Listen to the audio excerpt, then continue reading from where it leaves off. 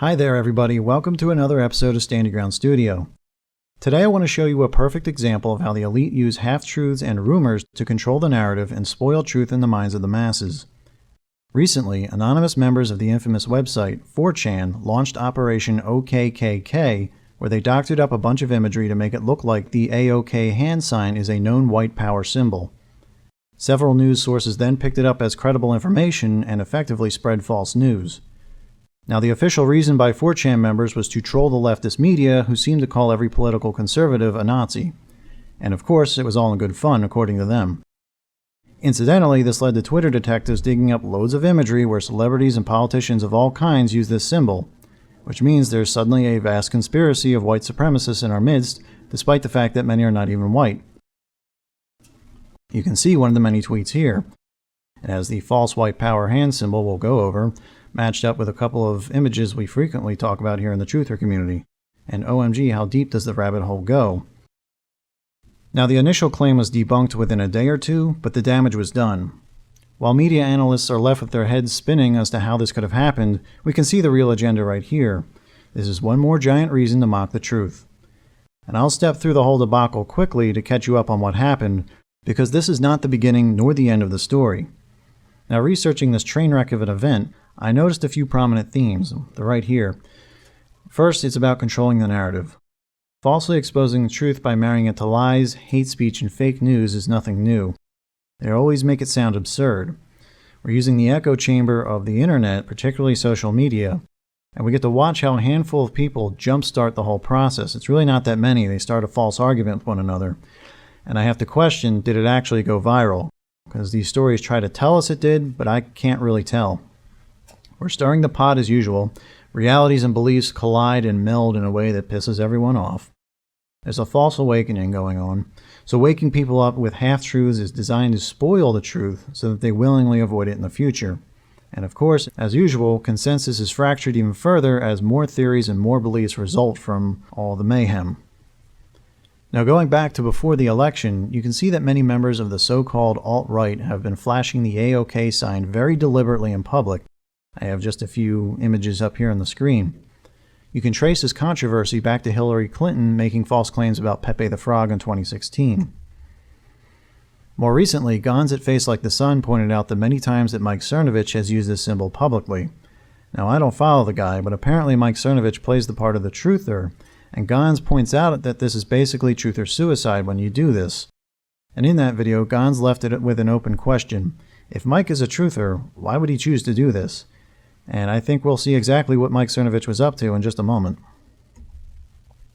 So, in February of this year, an idea was hatched on 4chan to troll the mainstream media.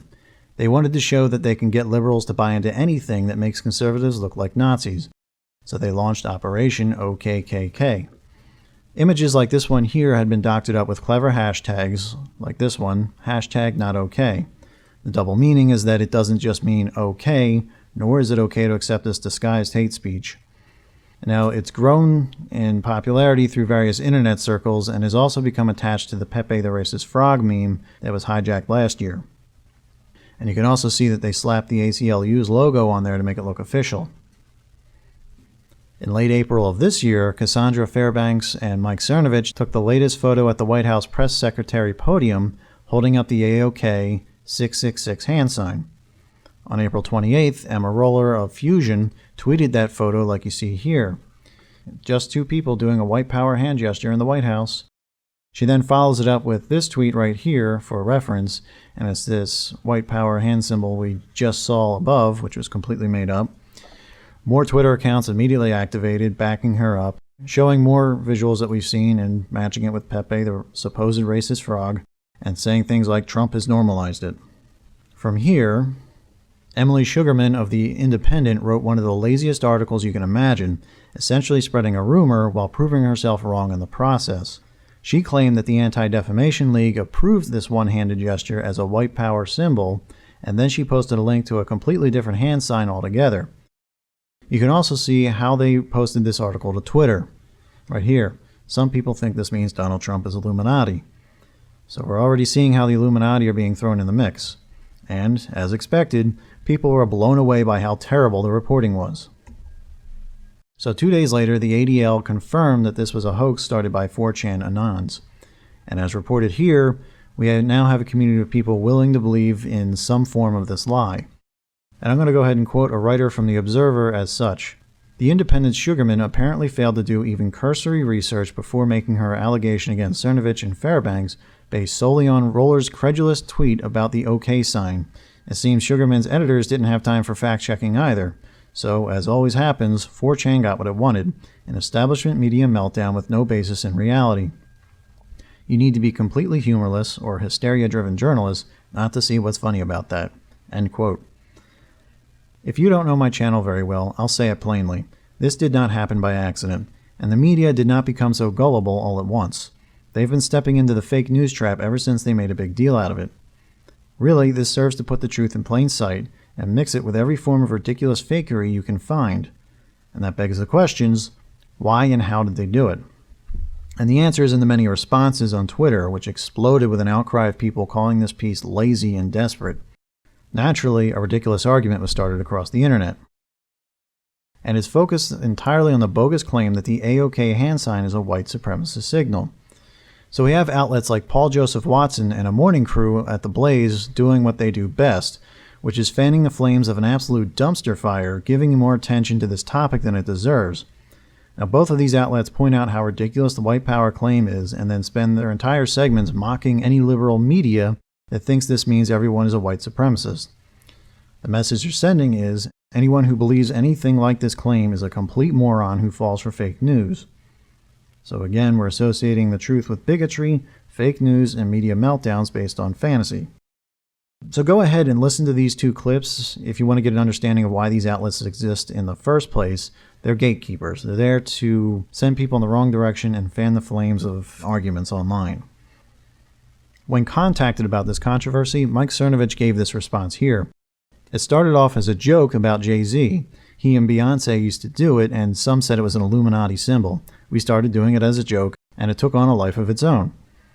So according to him, he thought he was having a little bit of fun at the expense of some Illuminati conspiracy theory, and other publications quote him as saying he didn't know about the 4chan operation. As always, it's played off as a fun joke. But as some articles point out, what does it say about the White House and press that they play jokes with a wink and a nod in the White House? And when does irony become reality? We don't know. The lines are blurring. They even say that in those articles.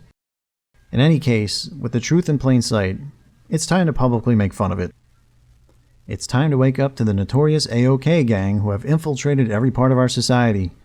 From the article itself, trigger warning, Twitter detectives were inspired to do some research of their own, and the results are terrifying. Turns out that white power hand signal is everywhere, and you know where this is going. So here's Cassandra Fairbanks saying, there's literally a million photos of everyone from Beyonce to Obama doing it in photos, idiot.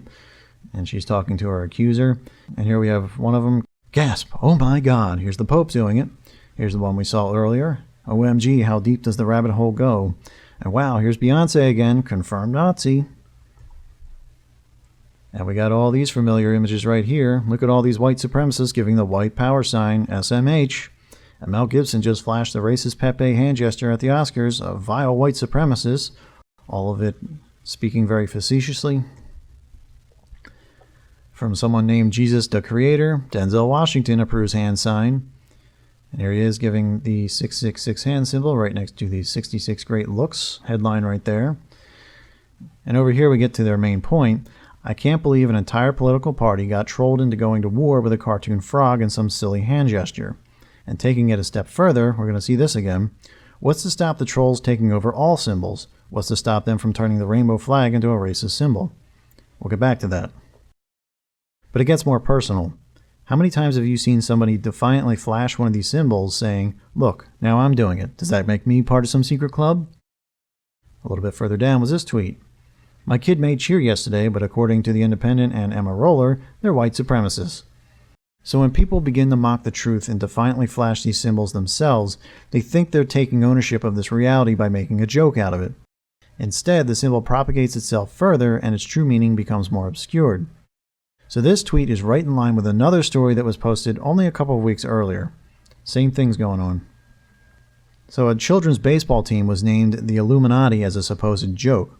In very much the same fashion, the echo chamber that is Twitter and mainstream media attempted to make it sound like it was a huge success and just plain brilliant. Friends of the guy who initially tweeted it asked if Beyonce was their mascot and also mentioned that their slogan ought to be, "The future is bright."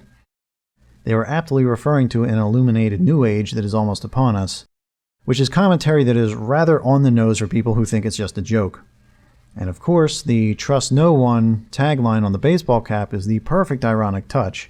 You really should not be trusting these people. But this is also an example of how the enemy uses irony and humor to blur the lines of fact and fiction. People think stuff like this is a joke, which allows them to feel like they own it. But I guess no one wants to see the obvious symbolism right here, which is that our children are literally joining their team. Now I imagine when most people, when they hear about this white supremacist claim, will simply chalk it up to stupidity and fake news owning the day. And there's truth in that. And that truth is that everyone will interpret these symbols however they choose to interpret them. That's the power of projection. But there's more. There's already an effort to turn the peace sign, otherwise known as V for victory or V for fifth age, and turn it into a hate symbol. And this hasn't gained traction yet, but it needs to be noted. The symbol is meant to show that there are only two genders. And stopping right there, that is absolutely true. There are only two genders. That has always been the truth and always will be the truth. But that's not the message they're sending. In true form, we're marrying truth to hate. These people will send a warning to all those, quote, genderqueers to be careful. We're coming for you.